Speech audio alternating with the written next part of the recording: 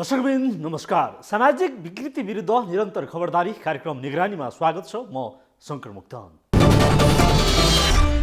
दर्शकवृन्द, सर्लाहीमा metre ब्याजीहरूको राज चलेको छ। आधुनिक लोकतन्त्र र राज्य प्रणालीको जति नै गफ दिए पनि सर्लाहीमा मिटर ब्याजी नरेश चौधरी जस्ताले कब्जा गरेका छन्। नरेश चौधरीले वर्षौंदेखि स्थानीयहरूको घर उठीबास मात्र लगाएका थिएनन्, गाउँ नै कङ्गाल बनाएका छन्। उनी मिटर ब्याजी नरेश चौधरी यति बेला प्रहरीको खोरमा त पुगेका छन्, तर शक्ति र पैसाको बाहुबलमा आफ्नो अपराधबाट लुकाउन अनेकन प्रयत्न भने गर्दै आएका छन्। पाप धुरीबाट कराउँछ भने झैँ यति बेला चौधरी प्रहरी नियन्त्रणमा आएका त छन्, तर उनको शक्ति र पैसाको बाहुबलले गाउँमा भने त्रास उत्तिकै छ। उनै खुङखार मिटर ब्याजी नरेश चौधरीको पछिल्लो गाउँ आतङ्कको फलक आजको निगरानीमा। सर्लाहीका मिटर ब्याजी नरेश चौधरी यति बेला प्रहरी खोरमा छन्। चौतर्फी दबावपछि चौधरी प्रहरीको नियन्त्रणमा त पुगेका छन्, तर सर्लाहीमा उनको आतङ्कले पीडितहरू थप त्रासमा बाँच्न विवश छन्। पैसा र शक्तिको बाहुबलमा नरेश चौधरीले जे पनि गर्न सक्छन्। उनका विरुद्ध जो उभिन्छन् तिनका विरुद्ध नरेशले शक्ति र पैसाको बाहुबलीमा आफूलाई मुक्त गर्ने योजनामा छन्। नरेशको यो तहसम्मको बाहुबलीले सर्लाहीका पीडितहरू आतङ्कित भएका छन्। गरिब, दलित, अति विपन्न परिवारलाई चर्को मिटर ब्याज लगाएर उठीबास लगाउने मिटर ब्याजी नरेश चौधरीको आतङ्कले गाउँमा बस्न सक्ने अवस्था छैन। यद्यपि प्रहरीले उनीहरूको सुरक्षाको प्रत्याभूति दिने आश्वासन नदिएको पनि होइन, तर प्रहरीले सुरक्षाको प्रत्याभूति दिए पनि पीडितहरू आश्वस्त हुने अवस्था छैन। सीमा क्षेत्र समेत भएकाले चौधरीले जस्तोसुकै हत्कण्डा अपनाएर भए पनि प्रतिशोध साध्न सक्ने उनीहरूमा भएछ। पैसा र शक्तिको बाहुबलीमा उनले पीडितहरूका विरुद्ध जे पनि गर्न सक्ने भएकाले गाउँमा त्रास बढेको हो। साहु चौधरीको मिटर ब्याजका कारण चन्द्रनगर गाउँपालिका लगायत छिमेकी पालिकाका सयौं सर्वसाधारणका उठीबास लागेको छ भने दर्जनौं विस्थापित भएर भिख माग्ने अवस्थामा पुगेका छन्। कतिपयको अवस्था यति धेरै कारुणिक छ कि जसको दुःख देखेपछि कसको पो मन स्तब्ध नहोला र। शक्ति र पैसाको बाहुबली नरेश यतिसम्म बलिया छन् कि उनले प्रहरी, कानुन र 7 ग्रुप समेत खरिद गर्ने हैसियत राख्छन्। कालो तमसुकको जालझेल गरेर गाउँलाई कङ्गाल बनाएका चौधरीले आफूलाई समाजसेवी भएको परिचय पनि दिने गरेका छन्। उनै मिटर ब्याजी काला तमसुकका मालिक नरेश प्रहरी नियन्त्रणमा आएपछि गाउँ टोलमा आतङ्क र त्रासले पीडितलाई थप प्रताडित बनाएको छ।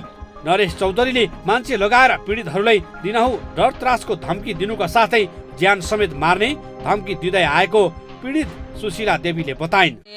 से जे गाँव के जे पीड़ित सब रहलै, सब बोले वाला मुसहरी में के सिंह टोल के जाए वाला रहलै, सब करे वाला हमरा सब साथ दे वाला सबके डेरा देले है। सब कहले अतै नरेश त मार के इंडिया पार हो जतै, त सबके न रहे देते दुनिया में, त सबके भूजा भूज देतै।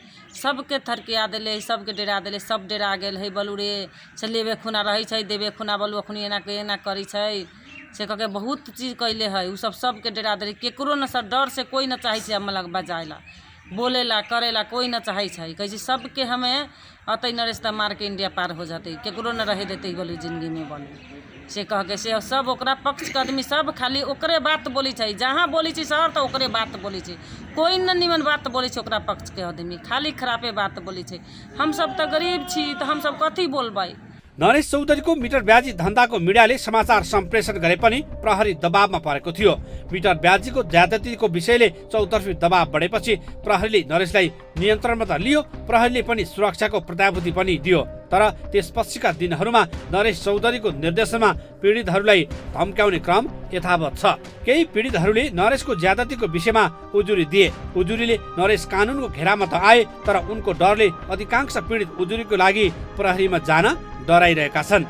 पैसा र शक्तिको आडमा स्थानीय प्रशासनदेखि जनप्रतिनिधिहरूलाई समेत खरिद गर्ने हैसियत राख्ने नरेशको अघि पीडितहरू निरेह जस्तै छन्। वर्षौंदेखि नरेशले यो हदसम्मको ज्यादती गर्दा पनि उनको विरुद्धमा कोही कसैले मुख खोल्न हिम्मत गरेको छैन। आफ्नो आर्थिक अवस्था कमजोर भएका कारण न्यायका लागि अघि आउनको समेत समस्या भइरहेका छन्। साहुको डर त्रासले समेत आफूहरू रातभरि सुत्न नपाएको र आफ्नो परिवार असुरक्षित महसुस गर्दै आएको गुनासो पीडितहरूको छ।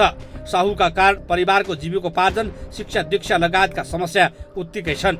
चरम आर्थिक अभावका कारण सुशीला दम्पतिको पति सेलरमा काम गर्दै आएका छन् भने सुशीला आफै इट्टा भट्टामा काम गर्न बाध्य छिन्।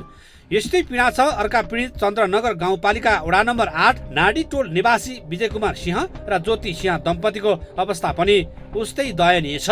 विजय कुमार सिंहका 3 दाजुभाइ रहेका छन्, तर आर्थिक अवस्था कमजोर भएका कारण खाना लगाउन समेत असाध्यै समस्या भएपछि उनले एक भाइलाई आफ्नो घरमै लगेर पालिरहेको विजयकी दिदी देवकी देवी सिंहले बताइन्। बड़ी तकलीफ में छी। हमारा भाई के दुख दे देलखिन नरेश चौधरी ना, ठके ले गए वो मालपोत बोला के हमारा भाई के कहल के से हम चला जे दुनिया ढवा दे तो उसना ढवा हम देबे है ना, हम देबै। आइए न कह के हमारा भाई के ले गए फुसला के वहाँ ले गए मालपोत में हमारा भाई के भीतरी न जाए दिल अथी न कर दिल ना ए सब कुछ हम अपने बना के आन देबो, तू लौसानी बैठा ना कही तले, तू लौसानी बैठा तो कोनो मतलब न रहतो।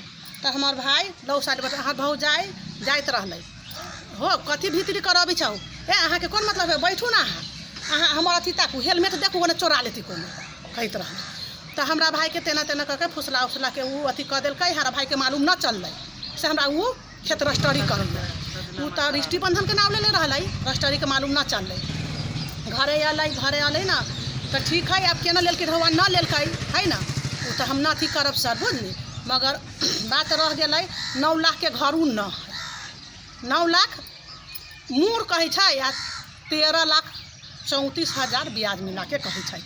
तो हमरा 3 गो भाई है, 5 कट्ठा खेत ही सर, एगो भाई के दुख के चलते सही आई तली तो अपना घरे रखी छी। बाँकी दुवै भाइको पनि हात मुख जोड्न समस्या हुँदै आएको छ। न्यायका लागि मलङ्गवा पुग्न समेत समस्या हुने गरेको गुनासो गरिन्। 3वटा छोरी र 1 छोरा बुवा रहेका विजय कुमार सिंह छातीको दुखाइको समस्याले ग्रसित छन्। आर्थिक अभावमा उपचार समेत गर्न सकेका छैनन्। भएको जाय जेठा साउ नरेश चौधरीले हडपी दिएपछि परिवारको अवस्था दयनीय बनेको हो। परिवार भोकै सुत्नुपर्ने अवस्था छ। जिल्लाभर काला र जाली तमसुकका भरमा गाउँ बस्ती उठीबास लगाएका साउ नरेश चौधरी प्रहरीको फन्दामा छन्। उनले गाउँलेबाट मिटर ब्याजको माध्यमबाट करोडौँ असुलेका छन्। दर्जनौँ बस्ती उठीबास मात्र लागेको छैन, सर्वस्व गुमेपछि पीडितहरू आत्महत्या गर्ने अवस्थामा पुगेका छन्। यद्यपि नरेश यति बेला कानुनको घेरामा छन्, तर पनि उनको ज्यादती यतिसम्म छ कि पैसा र शक्तिको बलमा गाउँलाई आतंकित बनाइरहेका छन्। प्रसङ्ग जोड्नेछौँ एकैछिनको विश्रामपछि। एकैछिनको विश्रामपछि पुनः स्वागत छ। दर्शकवृन्द, नरेश चौधरीको ज्यादती आजको मात्रै होइन, वर्षौँदेखि नरेशको मिटर ब्याजको अपराधपूर्ण जारी रहँदै आएको थियो। पैसा र शक्तिको बाहुबलमा चलेको उनको गोरखधन्दाको वीरको अन्तत फुत्किएको छ। अति नै गरेपछि क्षति हुन्छ भने चाहिँ जब मिडियाले नरेश चौधरीको कर्तुतको पर्दाफास गर्यो तब प्रहरीले नरेशको विरुद्धमा उजुरी लिन थालेको हो। चौतर्फी दबावपछि प्रहरीले पीडितलाई उजुरी गर्न आह्वान गरेको हो, तर अन्तमा प्रहरीले नरेशलाई नियन्त्रणमा लिएर कानुनी प्रक्रिया अघि बढाएको छ। लामो समयदेखि स्थानीयलाई सफेद झुटको कागज बनाएर ठगी गर्ने नरेश चौधरी अन्ततः असोज 5 गते प्रहरीको फन्दामा परे। मिटर ब्याज लगाएर दर्जनौं स्थानीयको चल अचल सम्पत्ति हडप्दै आएका चौधरीलाई सर्लाही प्रहरीले पक्राउ गरेर मुद्दा दर्ता गर्यो। पीडितहरूको उजुरीको आधारमा पक्राउ गरी प्रहरीले जिल्ला अदालत सर्लाहीमा मुद्दा दर्ता गरेको छ। प्रहरीका अनुसार नरेश विरुद्ध ठगी, आपराधिक विश्वासघात तथा आपराधिक लाभ सम्बन्धी कसुरमा मुद्दा दर्ता गरिएको छ। प्रतिवादी नरेश चौधरीको विरुद्धमा जिल्ला प्रहरी कार्यालयमा विभिन्न बहानामा खास गरी पैसा ऋणमा दिएर तपाईँको जग्गा रेजिस्ट्रेसन गराउने, कागज गराउने, पैसा लिने अनि जग्गा चाहिँ रेजिस्ट्रेसन फिर्ता नगर्ने र नगरेको कारणले ठगी गरेको भनेर हामीलाई मुद्दा परेको थियो। मुद्दा दिनेमा यो पसिया देवी समेतका 3 जनाले हामी कहाँ चाहिँ यो ठगी विरुद्ध मुद्दा परेको थियो। त्यो मुद्दा अनुसन्धानको सिलसिलामा हामीले ठगी मुद्दा दर्ता गरेर पक्राउ गरेका थियौँ र अनुसन्धान पश्चात 85 लाख 50,000 बराबर बिगोको उहाँको विरुद्धमा मुद्दा परेको थियो र त्यो मुद्दा अनुसन्धान पश्चात अहिले हामीले सम्मानित जिल्ला अदालतमा गइसकेका छ। तर हप्ते ब्याज उठाएर स्थानीय उठीवास लगाउने सर्लाही नरेश चौधरीसँग अझै पनि पीडितहरू त्रासमै छन्। नरेशको बाहुबली अघि अझै धेरै पीडितहरू डराएर उजुरी दिन सकेका छैनन्। नरेश चौधरीको ठगी धन्दाबारे ग्लोबल टेलिभिजनले कार्यक्रम निगरानीमा निरन्तर फलोअप गरेपछि प्रहरीले चौधरीलाई पक्राउ गरेको थियो। चौतर्फी दबावपछि प्रहरीले उनको करतुतको अध्ययन सुरु गर्यो। प्रहरीले नरेशको ज्यादती विरुद्ध पीडितलाई उजुरी दिन आग्रह पनि गर्यो। प्रहरीले सुरक्षाको आश्वासन सहित पीडितलाई आग्रह गरे पनि धेरै पीडितहरूले अझै उजुरी नदिएको भेटिएको छ। आफ्नै एकल दिदीलाई समेत जग्गा दृष्टिबन्धक बनाएर ठगेका मिटर ब्याजी नरेशले पक्राउ परेपछि 5 लाख फिर्ता गरेका छन्।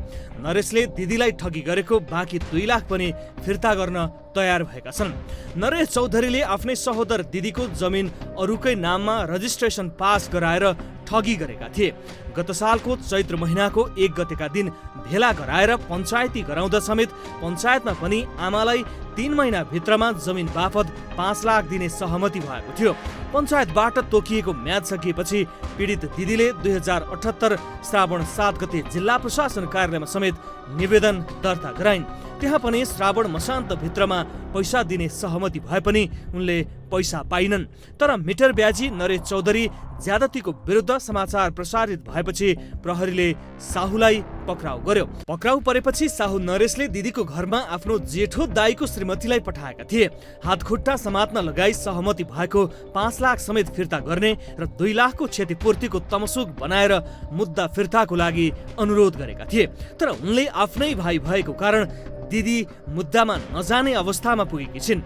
पक्राउ परेपछि साहुले स्थानीय जनप्रतिनिधि, गाउँका भद्र भलाद्मी र पीडितलाई मोटो रकम र तमसुक फिर्ता गरिदिने प्रलोभन दिँदै आएका छन् भने मुद्दामा जानेलाई विभिन्न किसिमका प्रलोभन समेत देखाएर मुद्दा कमजोर पार्ने चलखेल गरिरहेको छ।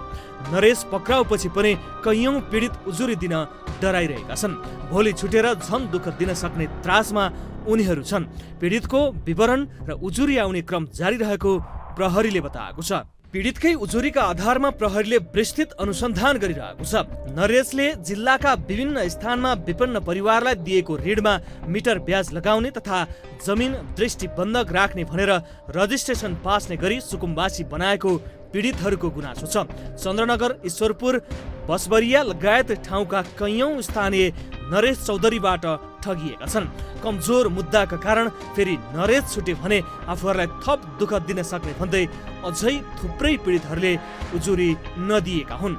ग्लोबल टेलिभिजनका लागि सर्लाही सहकर्मी राधेश्याम कुशवाहाको रिपोर्ट। सफेद झुटका तमसुकधारी नरेश चौधरी यति बेला कानुनको पन्जाबाट फुत्किन अनेकन प्रपञ्च गरिरहेका छन्। चौधरीले पैसा र शक्तिको तागतमा उन्मुक्ति पाउन स्थानीय ठालुदेखि जनप्रतिनिधिलाई समेत प्रभावमा पार्न खोजिरहेका छन्। मिटर ब्याजमा गाउँलाई कङ्गाल बनाएका नरेशले आफूलाई समाजसेवी भन्दै आएका थिए। समाज सेवाको आवरणमा उनले जे जस्तो कुकार्य गरे आज उनी त्यसैको सजाय भोग्दैछन्। यस्तै नामुद खुङखार नरेश चौधरी मात्रै होइन, विगतमा सञ्जय रौनियार, रामबाबु यादव र श्याम परदेशीहरूले मिटर ब्याजमै सर्लाही कब्जा गरेका छन्। प्रसङ्ग जोडिन्छौँ एकैछिनको विश्रामपछि। दर्शकवृन्द, यति बेला सर्लाही मिटर ब्याजीहरूबाट यति धेरै आतंकित छ कि जहाँ नरेश चौधरी, श्याम परदेशी, सञ्जय रौनियार र रामबाबु यादवहरूको रजगज चल्दै आएको छ। यी नामुद र खुङखार सामन्तहरूले सयौं सर्वसाधारणको घरखेत लुटेका छन्। सफेद झुटका तमुसुको कागजी बाघकै आठमा निरन्तर गाउँ बस्ती नै कङ्गाल बनाउँदै आएका थिए। यी र यस्ता पात्रहरूले सफेद झुटका कागज खडा गरेर वर्षौंदेखि गाउँमा आतंक चलाउँदै आएका थिए र छन् पनि।